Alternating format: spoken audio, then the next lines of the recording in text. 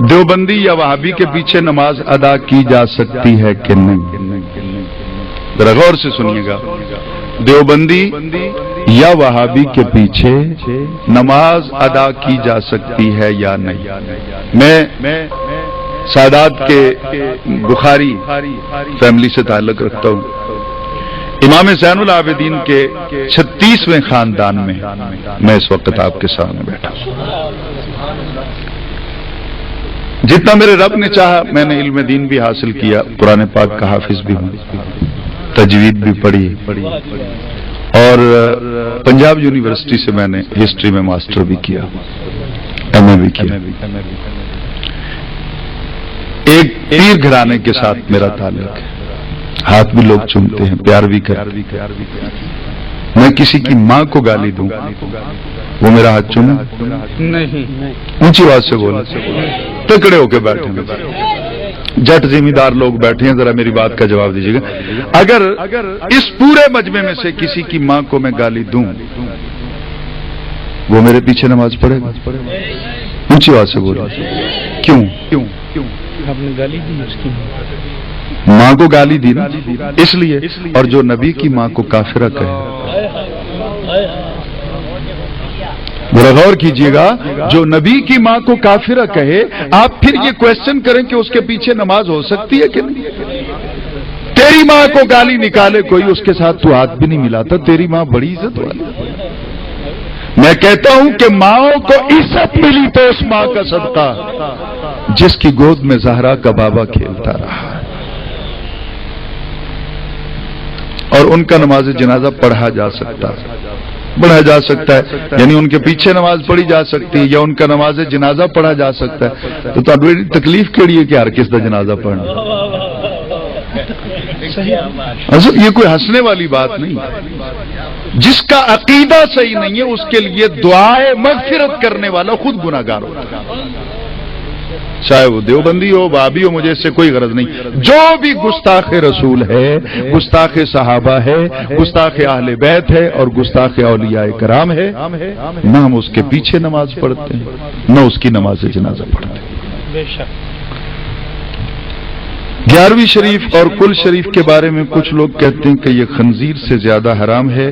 یا بیان فرمائیں کہ اس شخص کی شرعی حیثیت کیا ہے. اس شخص کی شرعی حیثیت کیا ہے؟ اس شخص کی، پہلے آپ نے لکھا ہے کچھ لوگ کہتے ہیں، پھر آپ نے لکھا ہے اس شخص کی. اس شخص واحد ہے، کچھ لوگ جمع ہے.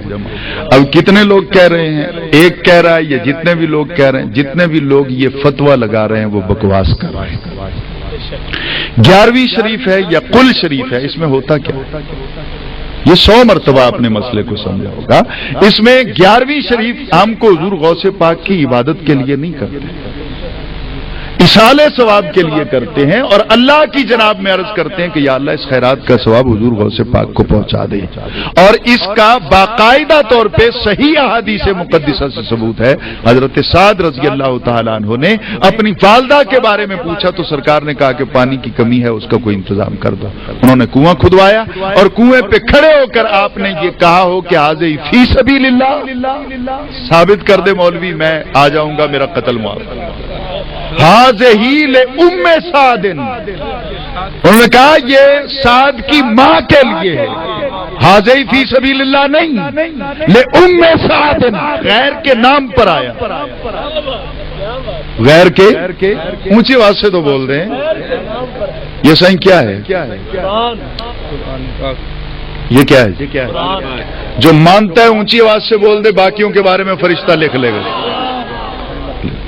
یہ قرآن پاک ہے صحیح؟ یہ قرآن پاک ہے تو میں دیکھتا ہوں، اس کو شروع کرتا ہوں. سورۃ البقرہ، بقرہ گائے کو کہتے ہیں. نعوذ باللہ، یہ اللہ کا نام تو نہیں ہے، تو یہ سورت غیر کے نام پہ ہو گئی. بول دیں اونچی آواز سے تو بول دیں. آپ جو سامنے بیٹھے نا جی آپ بولیں. پیچھے والے گھر اپنی بیگموں سے وعدہ کر کے آئے کہ ہم نے بولنا نہیں آج. اس سے آگے ہے سورہ آل عمران.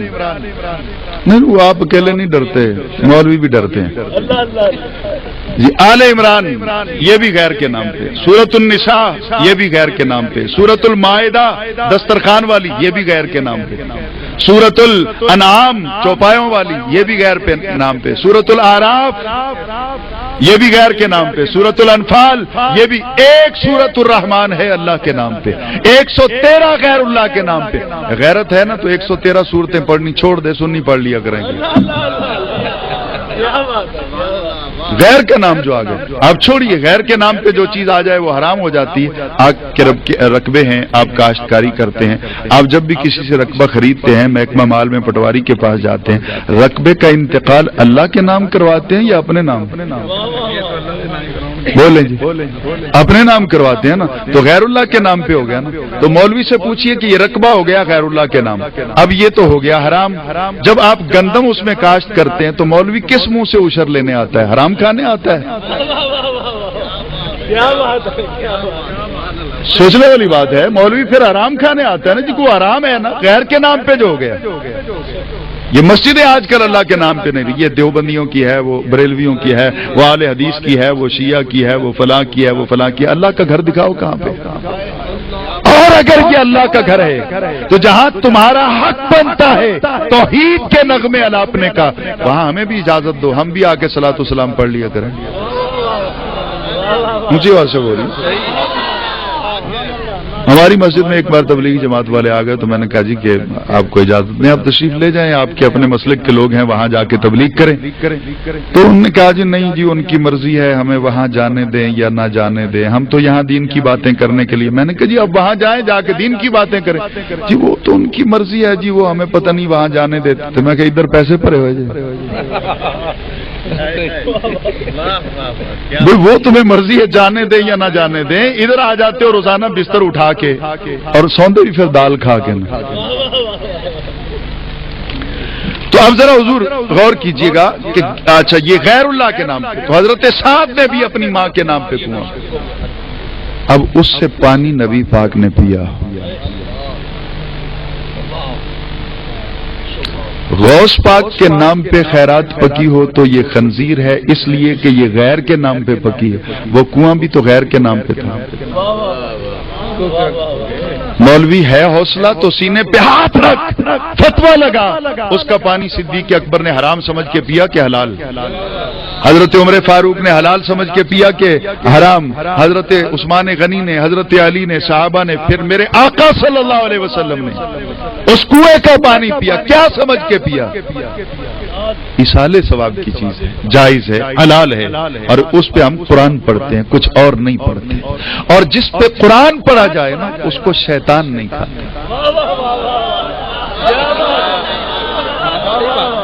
یہ میں کسی کو ہوٹ نہیں کر رہا ہوں، مثنوی کے اندر مولانا روم رحمت اللہ تعالیٰ نے لکھا ہے کہ مکھیوں سے پتہ کیا گیا کہ یہ مکھیاں شہد کس طرح بناتی، تو مکھیوں نے کہا کہ ہم مختلف ذائقے کے رس لے کے آتی، اس وقت یہ شہد بنتا ہے جب ہم اس پہ نبی علیہ السلام پہ درود پڑھتے ہیں۔ یہ آن دی ریکارڈ بات۔ تو آج کل آپ دیکھتے ہیں کہ مارکیٹ میں 2 نمبر کا شہد بھی آ گیا۔ میں نے ایک سیانے سے پوچھا جی پتہ نہیں چلتا کہ یہ اصلی ہے یا نقلی؟ اس نے کہا جی بڑی آسانی سے پتہ چل جاتا۔ میں کیسے؟ کہنے لگا روٹی پہ لگاؤ، کتے کے آگے پھینک دو، اصلی ہوا تو نہیں کھائے گا، نقلی ہوا تو کھا لے گا۔ نہیں سمجھ رہی ہے، ذرا غور کیجئے گا، کتے کے آگے روٹی ڈال دو۔